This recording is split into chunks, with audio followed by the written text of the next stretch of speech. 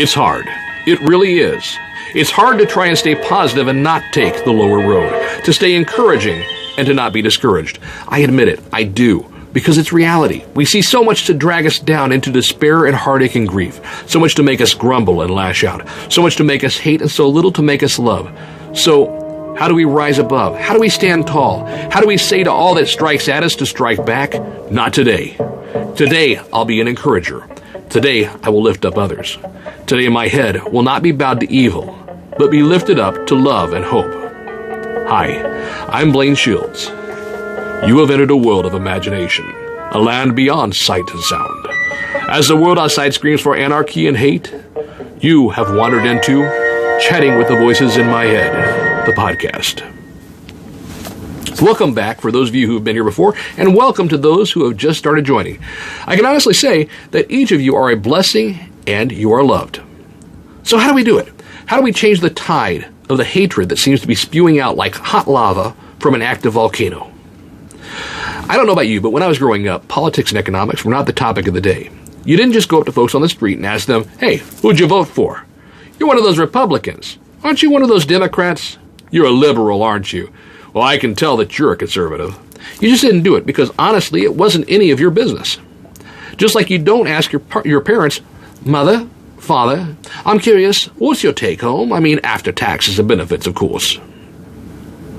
What's your portfolio looking like this year, Uncle Trevor?" Again, what other people made, even in your own home, was none of your business. It's one thing for spouses to work together and to know what one another makes for their budgeting and so that bills can be paid. But outside of that, really, it's no one's business but the person who voted or got paid. And here's the thing. We sat down at the table together every day. And when holidays came around, we didn't worry about if the Biden supporters or if the Trump supporters were going to come to the family get-together and ruin everything. Why? Because we all shared the same food. We shared the same air. We shared the same family togetherness. We all shared the same world that we live in, even when our worldviews didn't line up. Now, we live in a time right now where everyone puts everything, and I do mean everything, out on the internet. How much they make, how they voted, who they date, whether they're pro or anti-anything and everything. And then we have the fallout of the judgments and the appreciations that follow suit to the announcements, many of which are made from people who don't even know you, even if they were sitting right next to you. And then there's the counter responses from the person posting and the people who read usually just a part of the posting and just want to make their opinions known. It's like making a stew and then having 1,000 people come into your kitchen and throw in the ingredients that they like and removing the ones that they don't like. And then we wonder why it is that the soup tastes so disgusting and it isn't even fit to be served. Look, tomorrow is Wednesday the 20th of January, and it's Inauguration Day. And there are a lot of people who are just waiting to weigh in with their hatred and anger and hurt.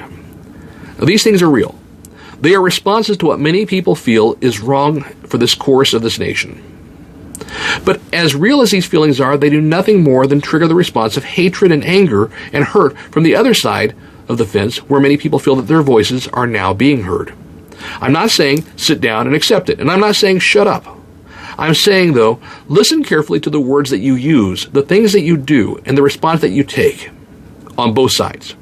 And recognize that there is validity, that hurt exists, and that people feel like they aren't being heard. I've always told people that in communication, a few things have to happen. 1, both sides need to be engaged and willing to listen. 2, both sides need to let the other speak, and then truly listen. And then 3, both sides need to ask themselves if the response is out of pride and ego or out of love before they respond. If it's not out of love, then the response needs to sit for a while until it can be. Because once you respond, it's out there, in all of its glory or in all of its horror. And there is no taking it back. You can't take a knife to someone and then afterward expect that if you apologize or take a step back, that the damage will not still be there. Today, right here, right now, make a promise to yourself and to others that if you will work to be better than what the current expectations of this nation and this world are. That you will take the steps to work toward love and not towards hate. Because how we get there is by each of us making a choice to be the best that we can be and to understand that it's not all about me, it's about us.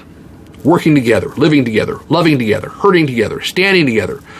One of the best pictures that we can paint for our families and our friends of who we should be is to sit at the table and break bread, not just with those we agree with, but even with those who we disagree with.